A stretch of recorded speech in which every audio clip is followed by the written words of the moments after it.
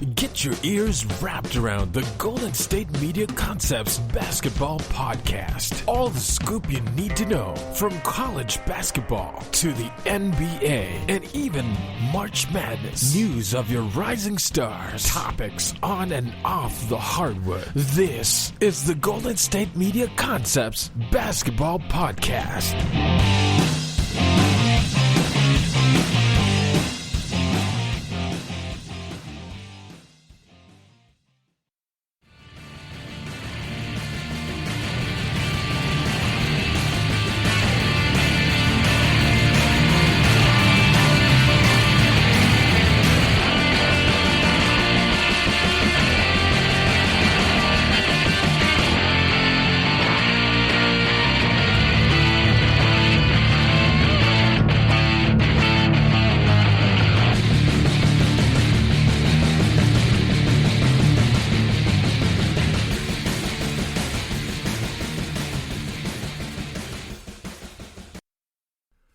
Welcome back to the GSMC Basketball Podcast. I'm your host, Michael Schretter, and thank you for tuning in to this podcast today as we break down NBA concepts and also just NBA news, college draft prospects, all that kind of stuff.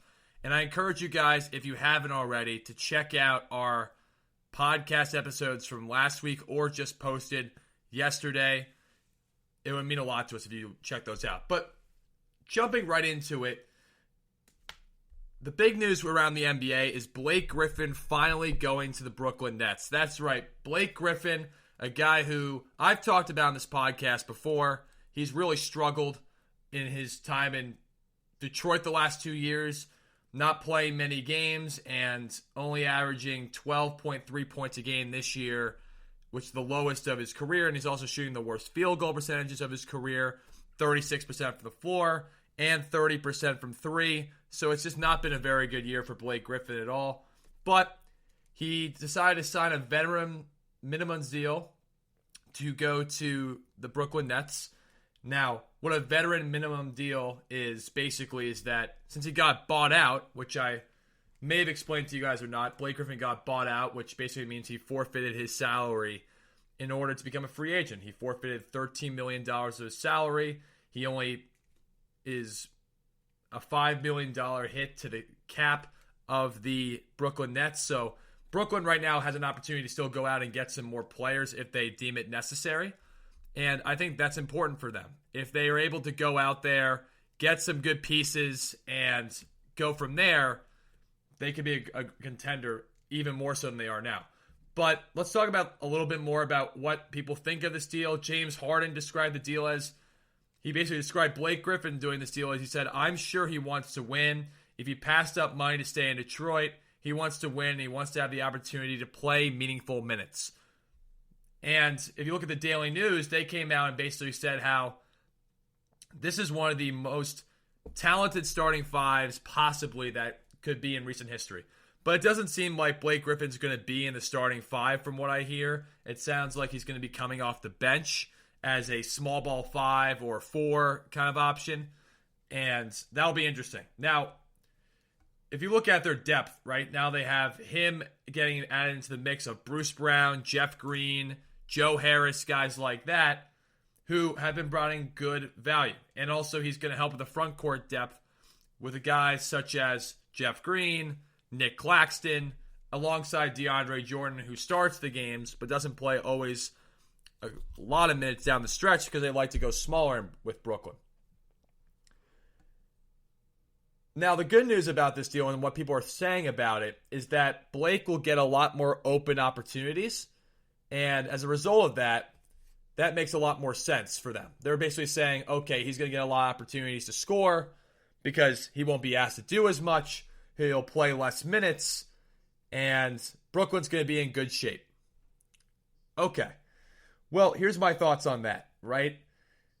His last full season, he averaged 24.5 points a game for Detroit and carried them to the playoffs. But riddled by injuries, the last 2 years he dropped to 15.5 points in 2019 through 2020, and he only played 18 games. And then 12.3 points this year. So is he going to bring a great offensive boost to this team?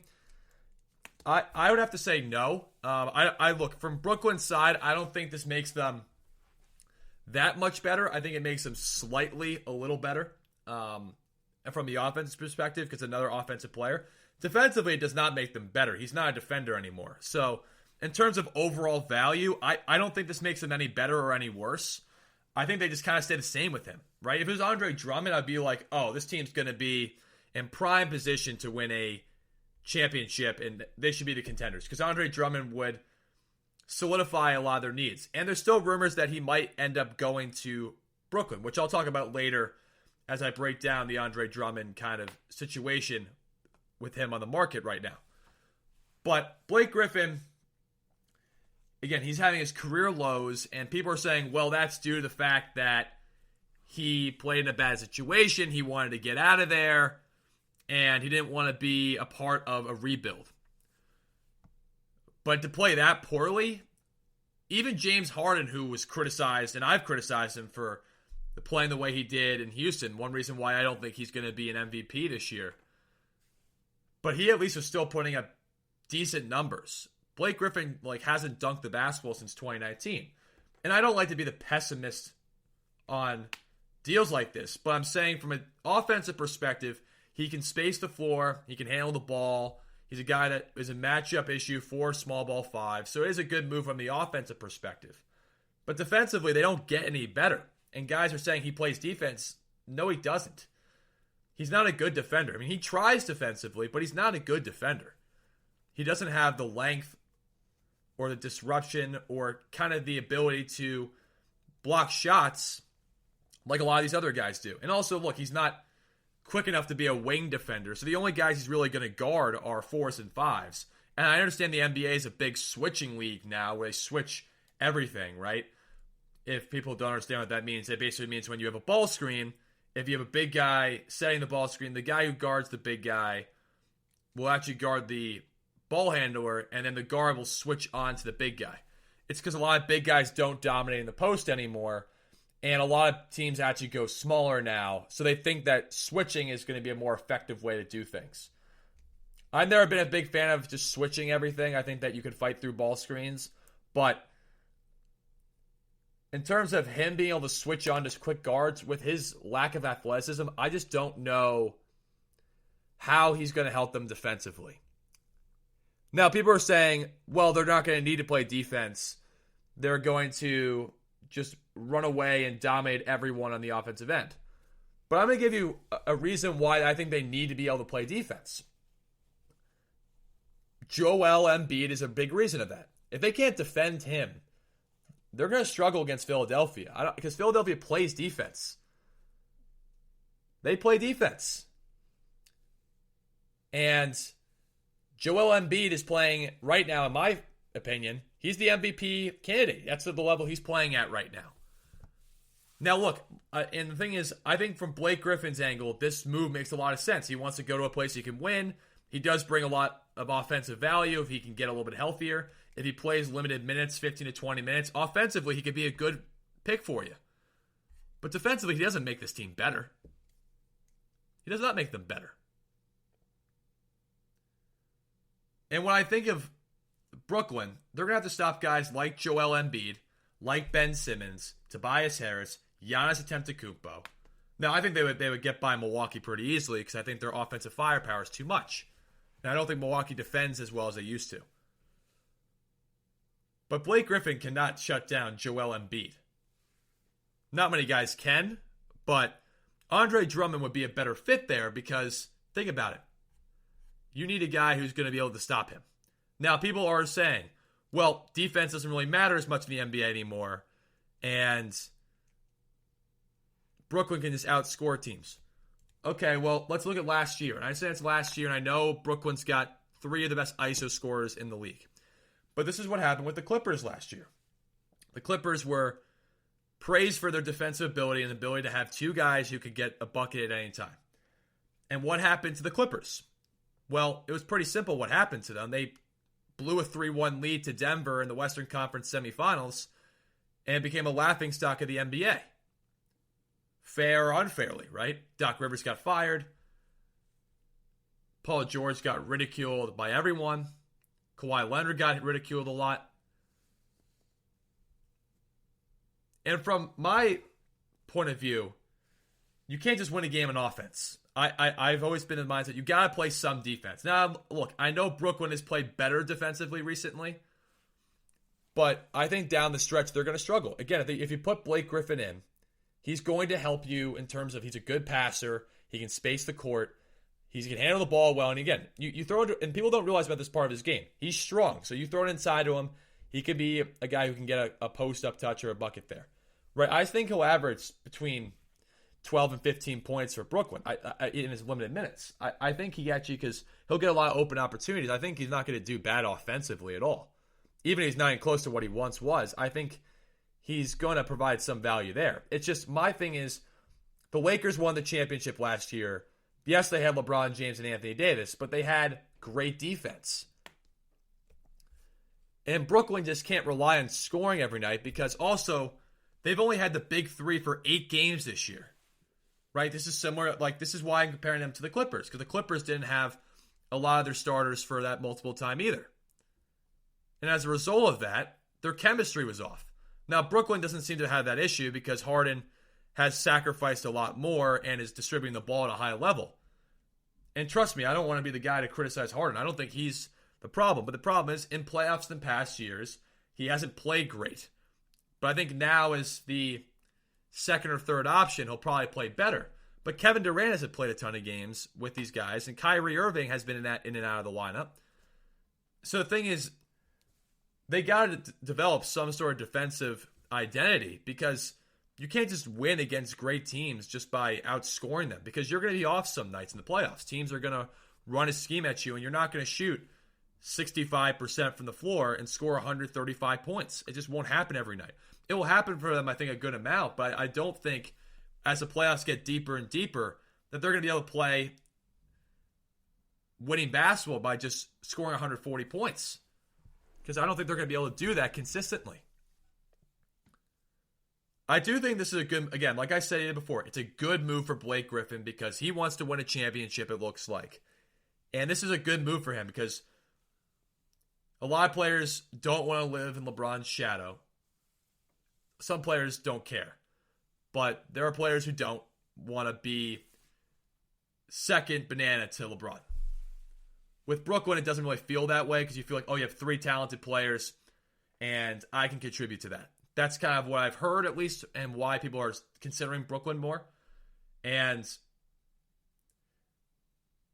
look, the fact that he doesn't take a huge cap hit for Brooklyn, like Brooklyn doesn't get a huge cap hit out of him, I think is great. Because look, if they want to go get Andre Drummond, if he gets bought out, that they could do that.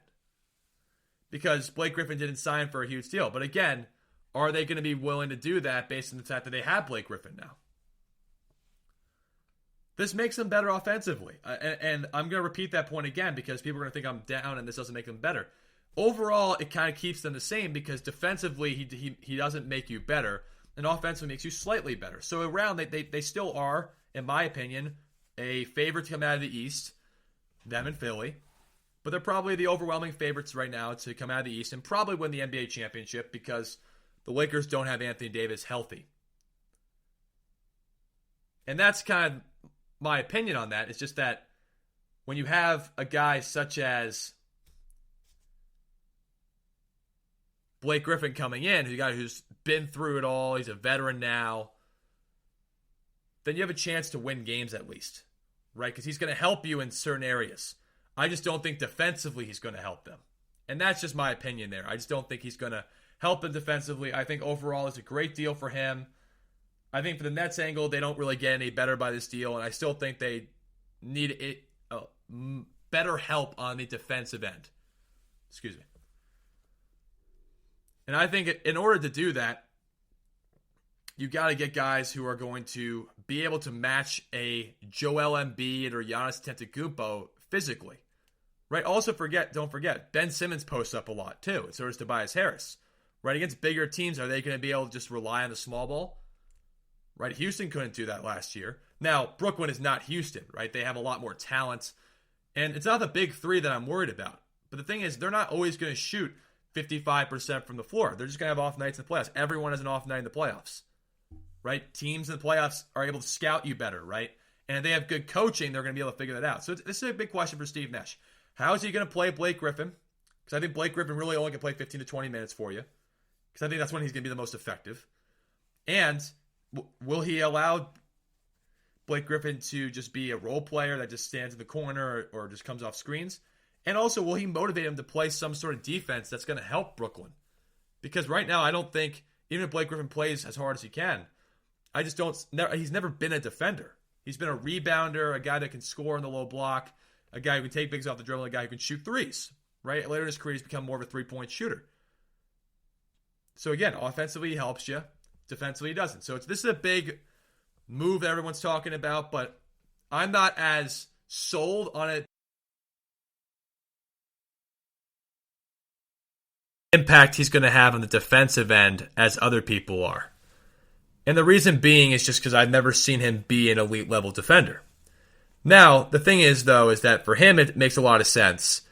He's also only hitting a slight cap hit into these guys based on the veteran minimum deal.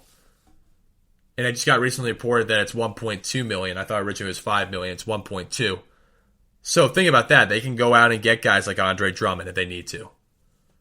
And I think what this does is it definitely will put them as the Eastern Conference favorites or even NBA Finals favorites based on everyone looking at this.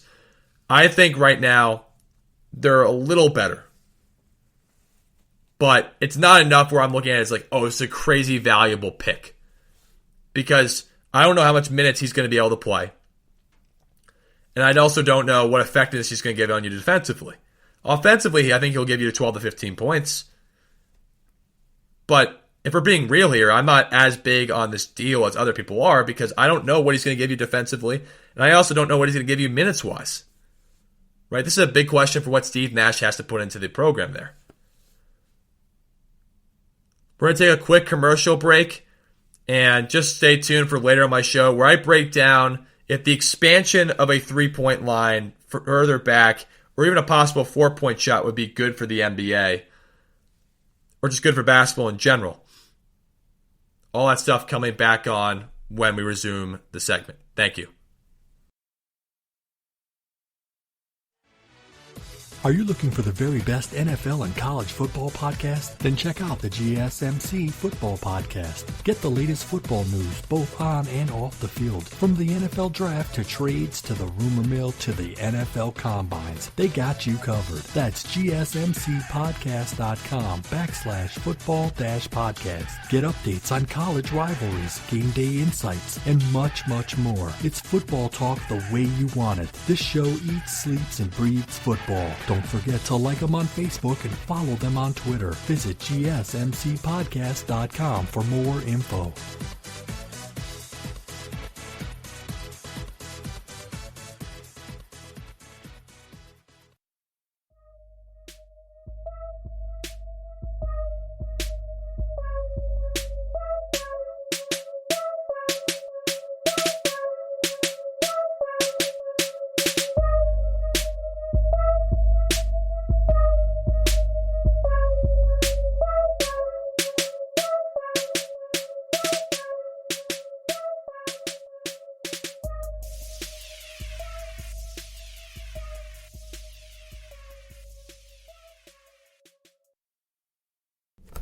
Welcome back to the GSMC Basketball Podcast.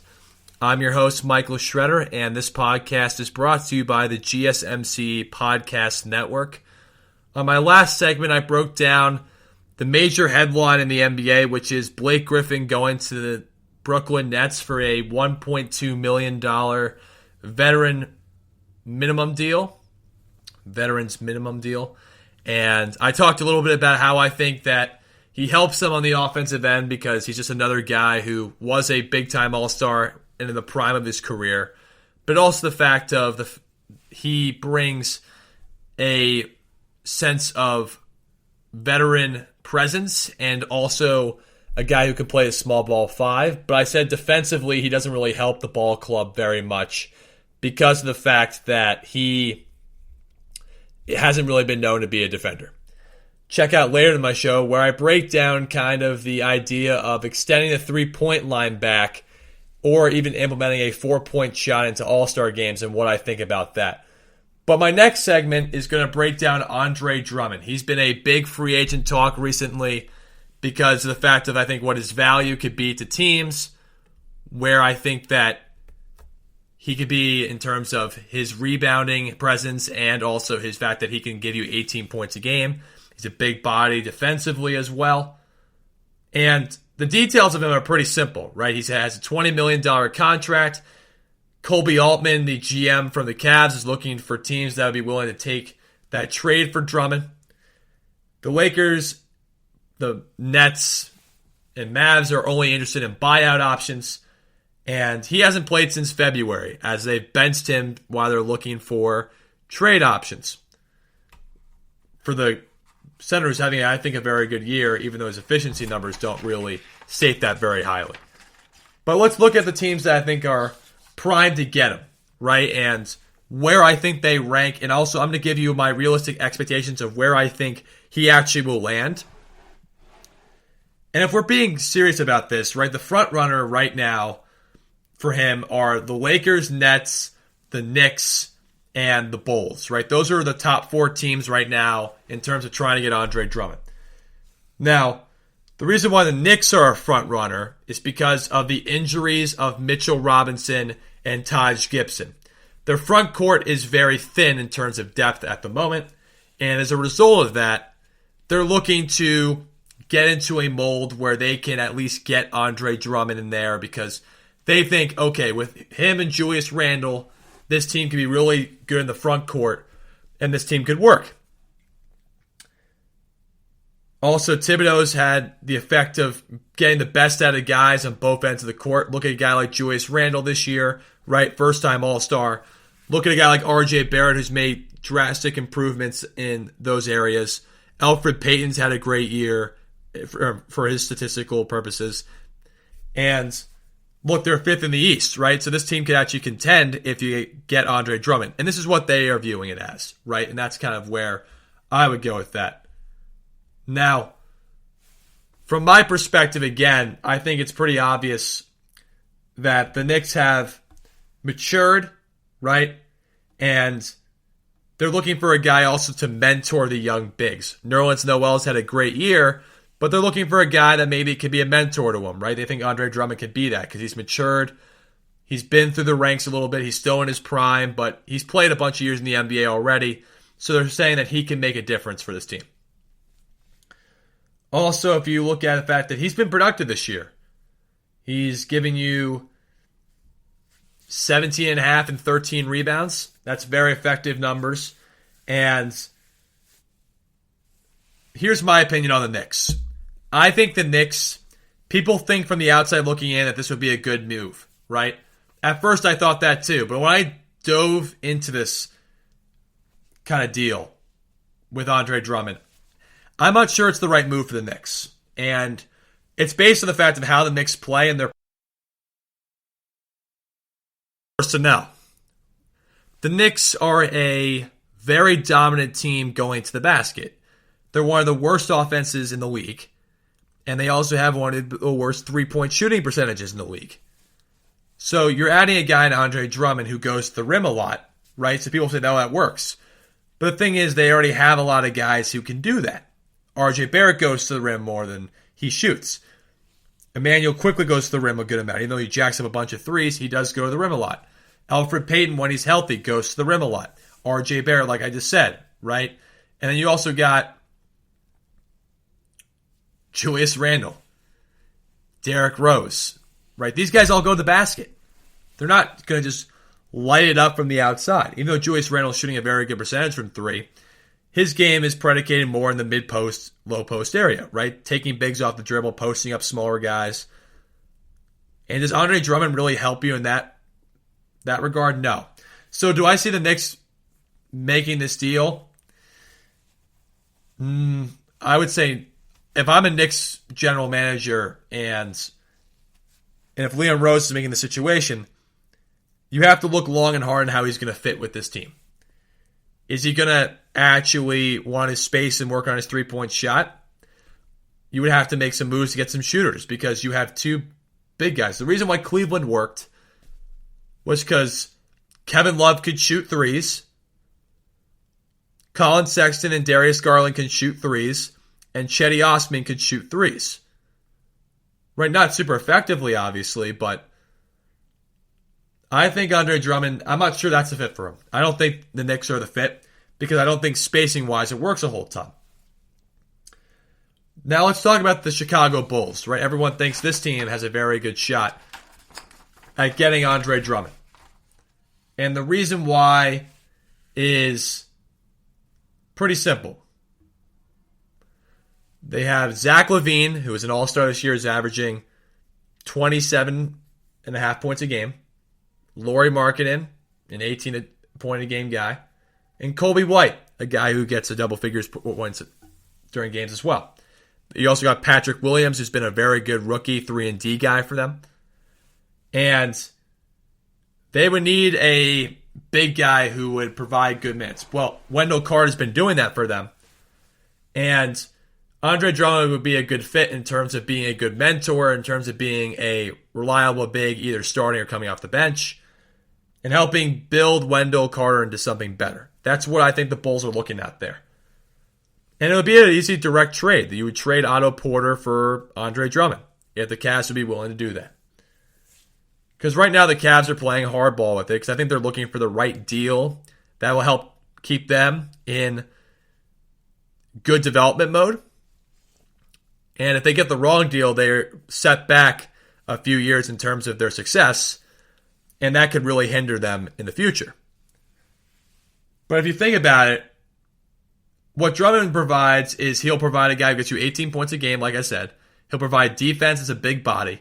He's pretty athletic. And also, he's a guy that's going to get you rebounding, right? But here's the problem with the Bulls, and this is why I don't see the Bulls working for him. Would he be willing to play backup role to Wendell Carter? My answer would be no. He's not going to go to the Bulls to do that. He's in the prime of his career, and he wants to go somewhere where he can make a contribution in a big way.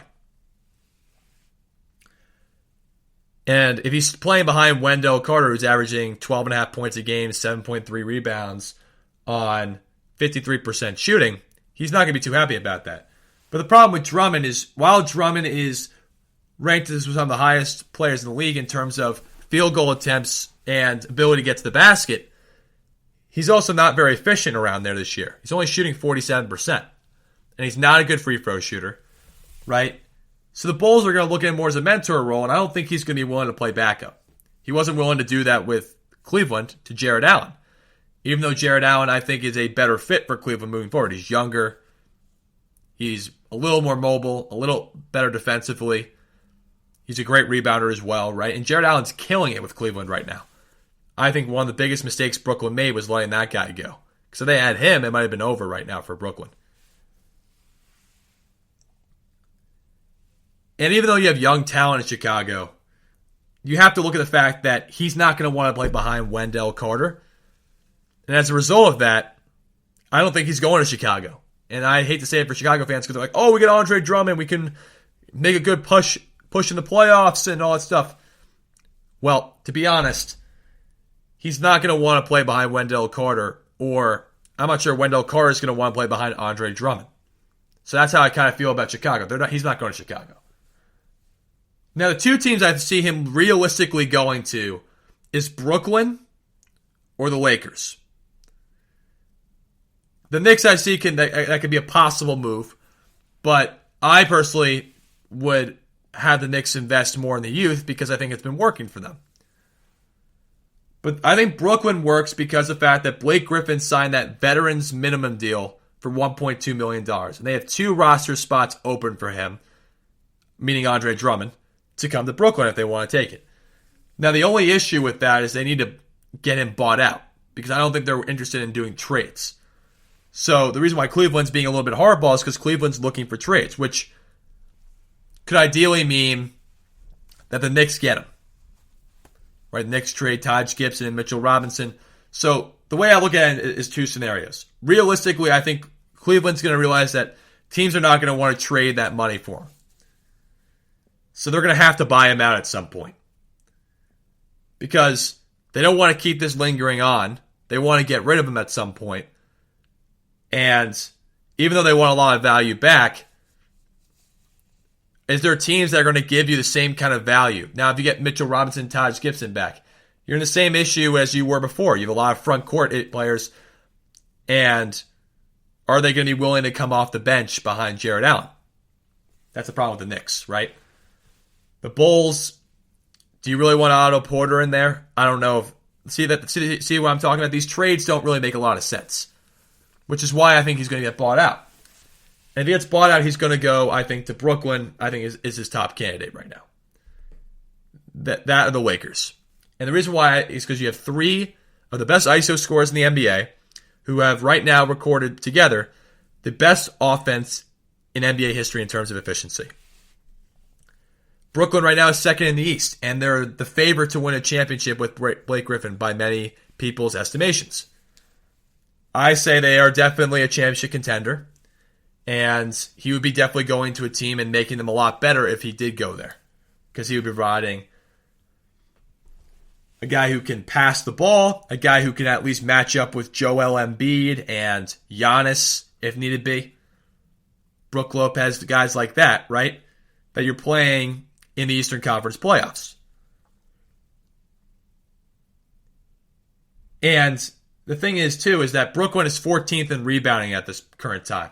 So getting a guy that can help with the rebounding angles would be drastically important in that part right there.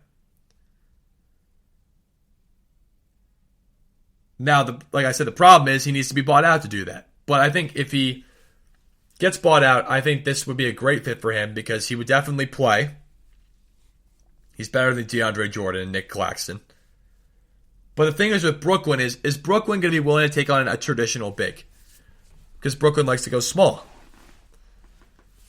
But I think if Brooklyn wants a guy who's going to match up with Joel Embiid, because Joel Embiid's I think their biggest issue for winning a championship out of the East, right? Because right now they're the number one seed and he's the MVP of the league at this moment, in my opinion. They need a guy who's going to be able to match up with it. Blake Griffin's not going to do that. Nick Claxton and DeAndre Jordan can't guard Joel. So Andre Drummond at least is big enough that he can at least guard him. I'm not saying he's going to stop him because I don't think anyone at this point, if Joel puts his mind to it, are going to stop him. But he can at least make it tough for him. That's my opinion there. Now the last team, so I look at Brooklyn, the Lakers, as more the favorites to get him because I think Cleveland's going to realize the trade values, like I said, they're going to get back from teams like the Knicks and the Mavs and the Bulls and teams like this are just not going to be things they want actually on their team. That don't really fit well. Unless they're draft picks, they're just not really going to take him, I think. So the Lakers have a real chance, I think, to get him if he gets bought out. You also could get rid of guys like Marc Gasol pretty easily there. And the Lakers are a championship-level team. They're third in the West at this moment. They have LeBron James, who's been playing at an unbelievable MVP level type season. He would fit a need that they have because Anthony Davis is out. They need someone who's going to provide good front court minutes defensively and rebounding-wise because Harrells comes off the bench and does a good job offensively, but defensively, he struggled a little bit. And he's mobile. Again, he's one of the best players at getting to the basket statistically. Now, he needs to be more efficient. I'm talking about Andre Drummond. But with LeBron, those guys, this would be an interesting fit. But also the problem is, right, he needs to be bought out. And the issue is the front court has a sense of establishment with Gasol and Montrezl Harrell. So with all that stuff I just gave you, where I ideally see him going, if they're going to really look for a trade, I would say the Knicks, right? But ideally, I see somehow that the Lakers are going to pull this off. Because I think the Brooklyn Nets are more looking at the fact of they really want to play small. And I think Cleveland's going to eventually buy him out. And I think that's how it's going to play out for me. I think the Lakers are going to actually get him. And I don't think that necessarily makes them a championship contender. Like they're locked to win the championship. but I do think that they're going to get him. And that's my opinion there. We're going to take a quick commercial break, but on the next segment of my show, we're going to talk about Evan Mobley and why he's getting so much hype for the NBA draft. Also stay tuned for why I think the expansion of the NBA three-point shot or even possible four-point shot would ruin basketball, in my opinion. Tired of searching the vast jungle of podcasts? Now listen close and hear this out. There's a podcast network that covers just about everything that you've been searching. Hey! The Golden State Media Concepts Podcast Network is here. Nothing less than a podcast bliss with endless hours of podcast coverage. From news, sports, music, fashion, cooking, entertainment, fantasy, football, and so much more. So stop lurking around and go straight out to the Golden State Media Concepts Podcast Network. Guaranteed to fill that podcast itch. Whatever it may be. Visit us at www.gsmcpodcast.com. Follow us on Facebook and Twitter, and download us on iTunes, SoundCloud, and Google Play.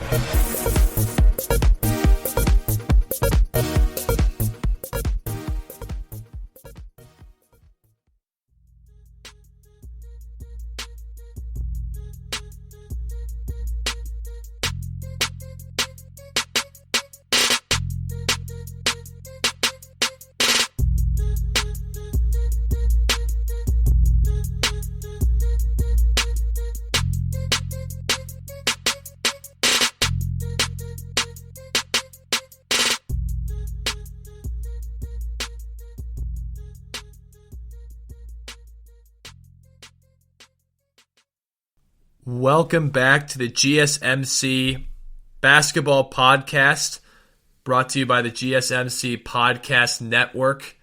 I'm your host, Michael Schretter, and on my last segment, I talked about where I think Andre Drummond's going to go, and I think it's ideally going to be the Lakers because I think Cleveland's going to realize that they can't just get people who really think that they're going to give him the same value back for Andre Drummond. And they're going to be successful. That's my opinion there. And also check out later in my show as I break down why I think the expansion of the three-point line further back, or even a possible four-point shot, would be really detrimental to the NBA and the game of basketball in general. But on my next segment, I'm going to break down a player that is predicted to be a top 3 draft pick this upcoming spring in the NBA draft. And that is Evan Mobley from the University of Southern California, who's right now ranked 24th in the country and a member of the Pac-12 Conference. Now, Evan Mobley has been a highly regarded prospect as he went to high school in California and was very dominant down there. McDonald's All-American, all that kind of stuff. And he's done a good job this year. He's averaging 16 points, 8 rebounds, and a whopping 2.9 blocks a game. He's 7 feet, has a 7'4" wingspan. He's 210 pounds. And the thing with him that scouts are really impressed with is more the fact that he has an ability to handle the ball like a small forward, shoot the ball from the perimeter, mid-range, whatever, right? He's a guy that you can at least say, okay, this guy can shoot it from long range. He can play in a perimeter-based game. And also the big thing, too, is that he's improved over this season. He's improved on skills and his IQ and all this kind of stuff, right? He's just reading and reacting. Even though he's a very smart player coming in, the college game has really allowed him to showcase his IQ, his feel for the game, all this kind of stuff that has got a lot of scouts intrigued. And I think people look at him and say, okay, he can handle the ball, he can take bigs off the dribble, he can shoot. This guy could be a 3-4 at the NBA level. Also the fact that he's got incredible timing and positioning that's allowed him to average almost 3 blocks a game this year. So people look at that and say, okay, this guy could be something special. Right? 16 points, 8 rebounds, and almost 3 blocks as a freshman is phenomenal. And he's leading his team basically in almost every statistical category. Shooting a good percentage from the floor as well. So, again, he's doing what his team needs him to do in order for them to continue to be this successful. And they've been really good this year, right? Colorado right now is probably the best team in the Pac-12. And USC is right behind them. Both teams are going to be tournament teams. Right now, they're both in the top 25. And he's done a great job. Now, look, a lot of things with him, too, is that people look at a guy like this, right? And a lot of times it's, oh, what will he be, right? Because a lot of these guys who have slight frames are very athletic and tall and mobile. A lot of times it's, oh, once they get some skill on them, they'll be ready to go. The thing for Evan Mobley is that he has a lot of skill already. He does. And that helps him out a lot because he can face you up, and as a big guy, that's an important skill because you don't always have the opportunity to back guys down the post, and especially as the fact that he has a slight frame, being able to shoot over the top of guys, take bigs off the dribble, is something that, again, has really intrigued scouts about him. And that's made him a really tough guard in the Pac-12 because he's really athletic, he's got great hands, and he goes up and tries to dunk a lot of things around the basket. So he's got a lot of athletic tools that are going to help him, I think, at the next level. And again, any athletic guy, so people have context, if you're athletic, you can defend in space, you're going to be valued in today's NBA because especially with it being such a guard-dominant league, shot blockers are needed to be able to guard guys in space. And that's why guys like Porzingis have struggled because Porzingis is struggling to adapt to this new game. It's why guys like Marc Gasol are not the same anymore because he's slow and he can't do what he normally could in the past. But it's why guys like Ben Simmons are valued so highly. Because they can defend in space, defend at the rim, and they're long, athletic, tall, right? That's what people are looking at when they see Evan Mobley. They're like, oh, this guy can really provide a great spark. On the defensive end, he's a guy that also we can play pick and pop with.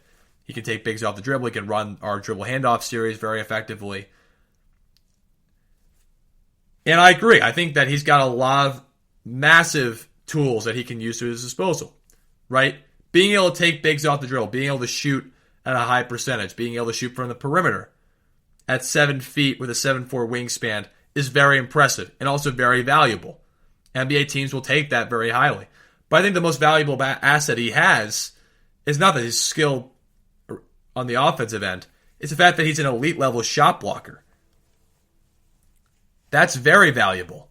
Because if you can defend, and you can defend in space, like I just said, you're going to have a chance to play a lot of minutes. And you're going to have a chance to help teams be successful.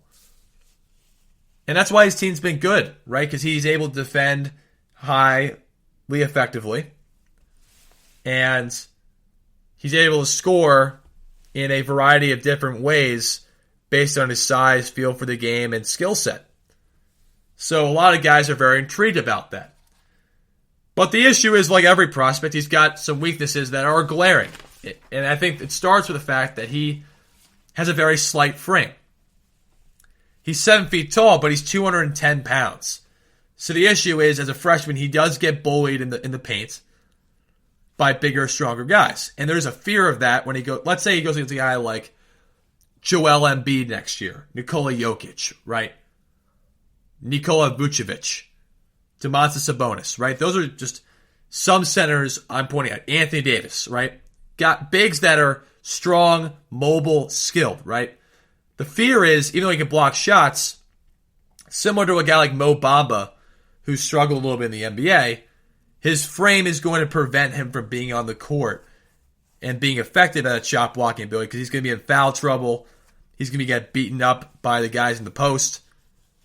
And it's actually going to hurt the defense rather than help it because even though he's a great shot blocker, being strong in today's NBA is very important as a big guy. Because you got to be able to deal with those really big, strong, mobile centers that we have in today's game. And I think for him, that's a very glaring weakness. Because defensively, he's got to be able to be that shot blocker he is right now in college. But the issue comes down basically the fact that if he can't defend anyone, he's not going to be able to play at a high level in the NBA. And I'm not saying he can't block shots and he can't defend in space or switch screens. Right, I think he'll be able to do that effectively. But if any of those big guys decide to post him up, it's over. That's what people think. Another thing is that people look at him in the sense of saying, well, he might be a finesse player more than a power player. What that means is that he doesn't finish with a lot of dunks. He doesn't use his brute strength to power through guys and finish. He uses a lot of fadeaways and jump hooks and not powerful moves using your strength and using your size, right? Because of his slight frame, because he hasn't put a lot of muscle on that frame. And a lot of scouts, or at least some scouts, not a lot of them, some scouts, believe the fact that he's not going to get that frame any bigger when he gets into the NBA. Well, for context, Joel Embiid didn't have a very big frame coming out of college, and we see him now. So I think it definitely can be developed. I just think that you have to train that properly and really work on it. But what's interesting, too, is that people are looking at a guy like him, okay, has all these athletic gifts and skills, but being called a finesse player, it's not necessarily a bad thing. It just means that they don't think he's going to be an overly physical player and a physically dominant player. You look at Joel Embiid, right? He's a physically dominant player. He's a power player. Even though he's got finesse in his game and skill, he's a power player. Sabonis is a power player. Vucevic is a power player. I would say Jokic is a little bit more finesse. Because Jokic doesn't have the athletic tools like these other centers do. So from that angle, people are going to say, okay, finesse, that's a problem. Because we need a guy that's going to come in here and be physical and physically imposing. But also, there are guys in the NBA who are finesse bigs like Jokic who can be successful. But Jokic's frame is also very big, so he can power through guys and lay the ball in. Because he is 270 pounds. Same thing with Embiid. He's like 270 pounds. Sabonis and Vucevic are also guys who can power through you and make strong post moves. So being a finesse player, I'm not saying is a bad criticism, but I think they're using it in the sense of like they want him to be more of a power player. And that's kind of the issue there. Now, here's the problem. And this is another one that I think is a big issue if he goes to the NBA. He shies away from contact because of his frame and when guys get overly physical with him. And they said that his body language gets bad when he gets a lot of physical contact and he's not able to finish through the contact effectively. Now, based on all this stuff, right, what do I think of Evan Mobley? I think he's a very intriguing prospect. I think he could potentially be a guy like Chris Bosh. That's his ceiling. But I think he also could be a Mo Bamba type, right? A guy who struggles to put on weight, a guy who struggles with more physical, skilled bigs, and a guy, even though Mo Bamba dunks a lot, a guy who has to rely on his quickness to get by people and will never be that power physical type. I think, look, he has had a great opportunity to prove people wrong. And for me, I actually like his game a lot. I think he's very athletic. I think the fact that he blocks shots at high levels is really a great sign. And I think, honestly, with the physical profile, you can fix that. I'm more high on Evan Mobley because I think that his physical tools and his skill are great. I think like Cade Cunningham, for example, is a good example, right? He's got a lot of the athletic tools and also a lot of the skill and the IQ. Evan Mobley's also a very smart player, right? And he's been asked to carry a team basically as a freshman, and he's giving you 16, 8, and 3 blocks, and the team's a top 25 team. I think if he goes to the right situation, which is a top 3 pick. That's going to be tough. Right? That's a very tough situation. But if he goes to a team like Orlando, right? Let's say like Orlando's an example. That wouldn't be a bad fit because he got to be mentored by Nikola Vucevic. He may be able to play alongside him. And he'd be able to develop. I think for him, he just needs to develop his body. He needs to get stronger, right? I think if Joel Embiid can do it, right? He was slight in college. No reason why Evan Mobley can't, because Evan Mobley's also got a great skill set. Now, Evan Mobley's got to work on not shying away from contact. That's a big issue. That's a big issue to me because I'm high on him, but the one glaring thing that I looked at is not the fact that he gets moved off, because I think you can fix that. It's just shying away from contact.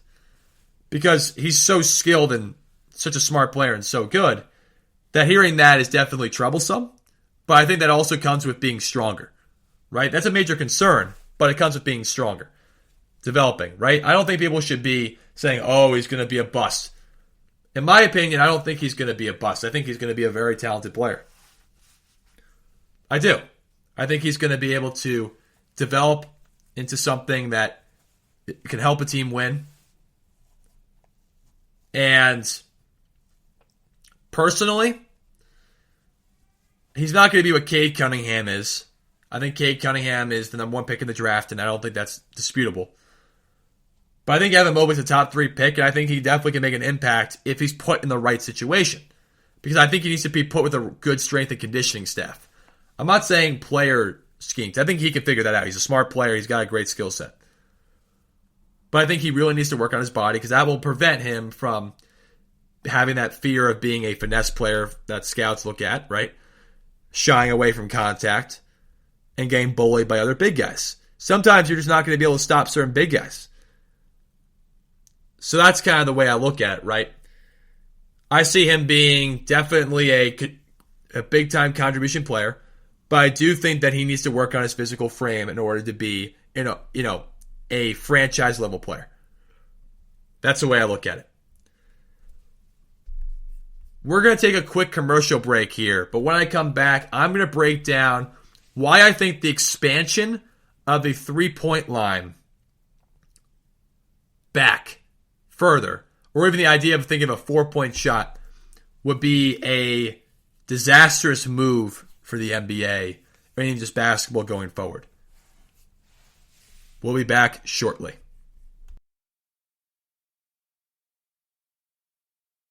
This is your ultimate stop for everything sports. The Golden State Media Concepts Sports Podcast. Should I say more? From the NFL, MLB, the NBA to MMA, it's all in here. The Golden State Media Concepts Sports Podcast. Listen now.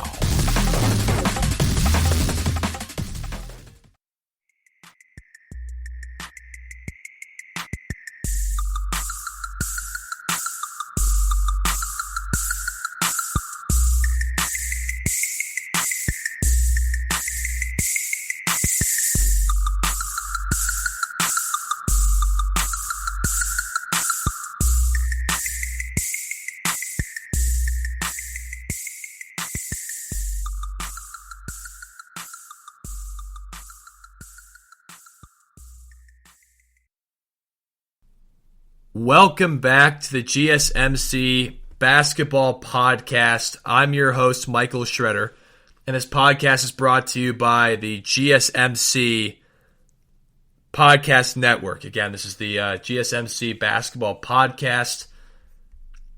And on my last segment, I talked about the prospect Evan Mobley, a top 3 predicted draft pick in this year's NBA draft. And I explained why I think he can be definitely a guy who provides a contribution to teams, but unless he beefs up and works on his weights and getting stronger, it's going to prevent him from being a franchise player, in my opinion, because I think he's got the skill sets to figure that out. And people look at him as more of a finesse player and shying away from contact, but I think that will come as he gets stronger, and I think he needs to be put in the right strength and conditioning situation. And that's kind of where I go with it from there. Now, this segment is what I think about the idea of a expanded three-point line and a possibility of a 4-point shot in like all-star game settings or even just in the NBA in the future. Now, I'm going to break down what brought this up, why I'm talking about this to you guys. It's the fact that Damian Lillard, in the All-Star game and Steph Curry were shooting half-court shots, and they've been doing this even during the season. And a lot of people look at that and say, well, maybe you should expand the three-point line back. A lot of guys are shooting deeper threes. Because you look at Trae Young, he shoots deep threes. You look at LeBron, he shoots deep threes. You look at Kevin Durant, he shoots deep threes. Kyrie, like everyone who's a elite-level scorer does it. Now, my thing is, if you expand the three-point line, I think that would be a very big and disastrous mistake for basketball. I think the three-point line, more shooting threes, I think that's a good thing. But I think expanding it back and even doing a 4-point line would be a disastrous move. And to break down kind of how dependent the NBA game has become on three-point shooting, I want to just give you guys some quick statistics to prove my point of why I think even if you expand it back, what the problem with this is. So, let's look at the fact that when the NBA slapped the three-point line on the court, this is a quote I'm reading from the Wall Street Journal, and declared certain shots worth more than other shots, there were not many teams that shot 40% of its shots as threes. Now, in 2018, there were 2 teams who did that. In 2019, there were 5, and then it ballooned to 9 in 2020. This year, you have 15 teams who are shooting a three-point rate of at or above 40%. That means that 40% or more of their shots are three-point shots. Right? And then you look at also, this is another thing that I just pointed out, right? The three-point rate is rising, right? Now it's at almost exactly 40%. It's been rising for that reason. Right? And the reason why is because the rule changes, the emphasis on guard dominance has made a dramatic impact on three-point shooting. And there's no problem with that. I actually personally like the fact that bigs are shooting threes and working on versatility. Right? Because, you look, a lot of these teams have to win by shooting threes. You have to adapt to your times, right? And it's a major trend. The fact that Houston and Golden State in 2016 were number 1 and 2 in three-point reliance, and now those numbers that they shot were ranked 22nd and 23rd. Again, this is an article written by Ben Cohen of the Wall Street Journal. And it's interesting because it proves my point, though, is that the NBA is too dependent on three-point shooting, so if you expand the game back, they're going to become too dependent on 4-point shots or expanded 3-point jump shots. Most teams right now are shooting 40% of their shots as threes, right? And the thing is, too, is the issue is, right, everyone, like I just talked about Evan Mobley, people want shot blockers. Well, let's explain this. Why would you need a shot blocker if the three-point line is expanded back? If you're 5'11", you just jack up threes and you would be fine. You wouldn't have to go to the rim. Right now, that's kind of what's been happening, right? The big man has very little value, but Joel Embiid and Nikola Jokic and Vucevic and Sabonis, those guys have started to bring more value back to those big guys who can shoot the three but dominate inside. But if you expand the game back, that would take all those guys out of it because pick and rolls would be very hard to defend. Pick and rolls would also not really be any sort of purpose in terms of defending it because guys are just going to jack it up from half court. And it would become more of a skills game rather than a actual physical game, which I think basketball is good at. It's like, football's the most physical game, and you put like hockey and lacrosse in those realms. But I think basketball also has a physical component to it. Because it's become less physical because guys are launching threes from a further and further distance. It would make the All-Star game more entertaining, but I don't think it would make basketball better because it would take away from guys having to go to the rim and challenge shot blockers. It would make the game predominantly a small ball game. And the problem is, why I don't think small ball is bad, it would take away any 6'11" kid's dream to play basketball. Because you wouldn't need shot blockers.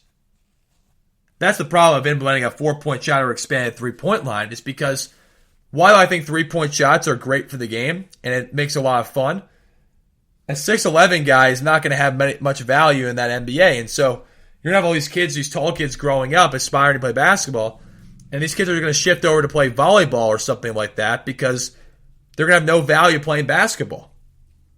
And that's a major problem. It's a major problem. And let's also look at the fact that if this was displayed in the All-Star game, that would not be a problem. A 4-point shot, because there's no defense in the All-Star game. It's more of a show anyway. But I wouldn't want games to be like that, right? I would want to see physicality, defense, right? Running offenses, right? Then getting good 3-point shots out of, penetrating the paint. I think that's the best offense, is when Utah is a good example. They penetrate the paint, they move the ball, they get open 3-point shots. But if you expand the 3-point line back, you're going to have guys jacking up what would be bad shots all the time. And now they're not really bad shots because the guys who can hit them, like Dame Lillard and Stephen Curry, you have no issue with those guys because they can hit those at high percentages. But you don't want everyone doing that because I don't think it's good for the game. And you take away shot blocking, you take away guys who are really effective going to the rim. Like Zion Williamson would not have a place in that game. He wouldn't. Because teams would, instead of just taking a 2-0 and fast break layup or dunk, they would jack up threes from 35 feet out. They're already doing that, but I'm saying it would be at a much higher level. That's the problem with this. And look, I get it. 3-point line is the way the game's going, and I think it's fine to have a team shooting a lot of threes. I think it's what makes teams balanced. But I think having an ability of guys to go to the rim, challenge shot blockers, have shot blockers, right? Rudy Gobert would have no place in that kind of game. And Rudy Gobert has been very valuable to the Utah Jazz, who are one of the highest teams in the NBA in 3-point shooting rate this year. Right? He's been able to play because there are guards who want to get to the mid-range and go to the basket. I'm going to give you examples of guys who do that. You have LeBron James, who's arguably the best player in the game. Kevin Durant, arguably the best player in the game. Kawhi Leonard, a top 5 player. Joel Embiid, the MVP candidate this year. Kyrie Irving, right? These guys live in that mid-range to go into the rim area. They don't just shoot threes. Now Kevin Durant and Kyrie and Joel and Kawhi and LeBron all shoot threes, definitely. Right, they definitely shoot a lot of them, but LeBron goes to the rim a lot. He attacks people in the mid-post with his fadeaway. Joel Embiid attacks a lot of guys in the post in his mid-range jump shot. He relies more on his mid-range jump shot. And he's been very effective at it. And you'd be taking away guys who are some of the best guys in our game because you want to just have guys jack up a bunch of threes. And there's no, again, like I'm saying, this is not saying that you should not be shooting threes. That's not what I'm saying. I'm saying that expanding it back and guys shooting from half court would take away the value of athletic big guys who could be great rim protectors and rebounders for you. Jared Allen, the pick and roll. The reason why pick and rolls are effective is if you have a really good big guy who can dive to the rim, those 3-pointers become more open. But if you're just launching threes from half court, you don't really need a big guy because the defense doesn't really need to be prepared for that because you're just going to come off the screen and jack up 3-point shots. If the 3-point line is already increased by this much in terms of 3-point rate by teams, imagine if you expand the 3-point line back. It would be the same exact thing. They would have these percentages and these rates, but I'd expand it back form. If there's a 4-point shot, the NBA would not be better, and the basketball would not be better for it. I think basketball needs to continue to revolutionize the 3, but also emphasize the key point of being a balanced scorer. If you have the ability to score in the mid-range and shoot threes and have bigs who can run the floor and run to the rim, that's going to make things better for the team going forward.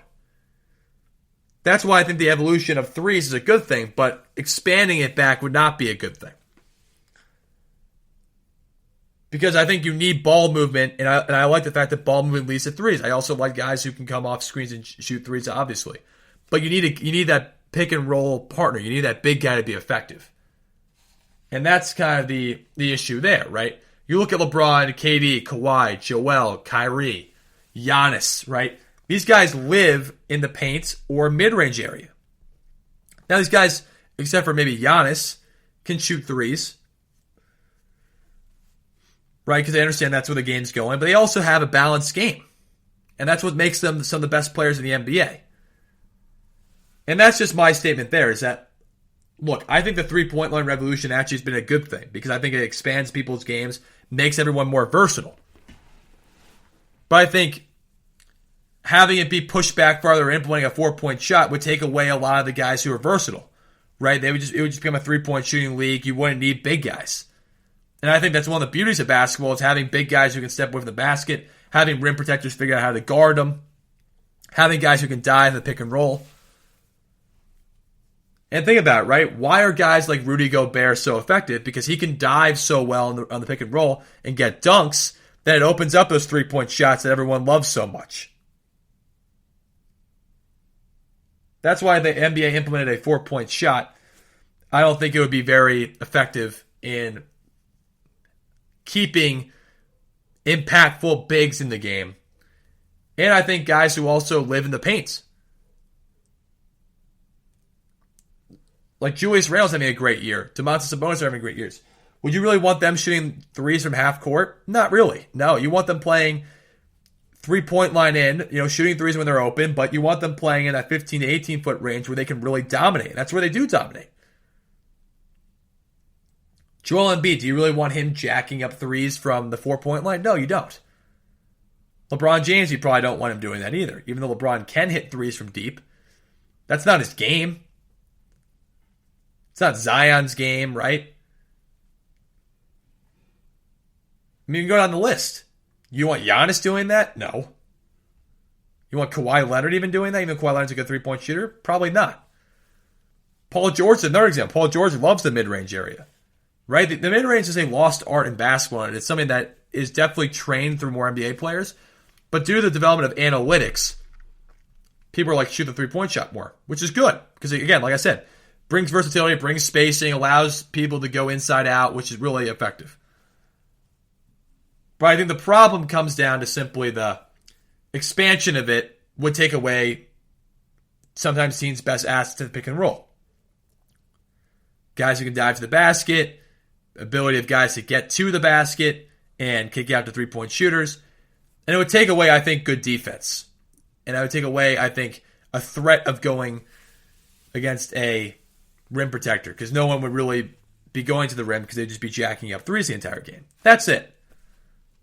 And that's why I think because I've heard about this. If they decided to expand a 4-point shot, I don't think it would work a whole ton in terms of building the right product. That's all I'm trying to say there. But I do think the fact that the NBA has become more 3-point shooting and more versatile has been good because I think it helps bigs also become more versatile. And I think bigs have to be versatile. But I also think the fact that you have such effective pick and roll guards and bigs has also made the NBA very good. And I think that's why expanding the 3-point line would not be helpful in terms of that type of offense. It would be a lot more isolation offense. And the big wouldn't really have to do a whole ton in the pick and roll. And I think that's what makes defense collapse more. It's why you have to be so sound defensively in the NBA to win games. Because it's such a pick and roll dominant league. The guards are so effective at finding open 3-point shooters and getting into the paint. Think about it. Luka Doncic goes to the rim a lot too. And if you just said, okay, you're just going to shoot threes from half court now, that's effective. That's not really going to fit his game super well either. Even though he could shoot threes, his best strength is going to the basket, either making that shot or kicking out to a teammate. That's the whole point I'm making there. If the NBA did it, it's fine, right? You work on your game, you get it better. But it's just the idea of a 4-point shot wouldn't really make a whole lot of sense for me. And expanding the 3-point line back to like almost half court, I don't think would be a very good idea. Because you take away shot blocking, you take away guys' ability to penetrate and be effective. And pick and rolls would just be useless at that point. For the roll man, at least. And being able to use the roll man to generate your offense. That's how I feel about that. Now, this is to wrap up our show. Thank you so much for tuning in to the GSMC Basketball Podcast. Please follow us on social media, Facebook and Twitter, and subscribe to us on our various podcast platforms. We really appreciate you taking the time, and thank you so much for joining the Basketball Podcast of GSMC. Thank you.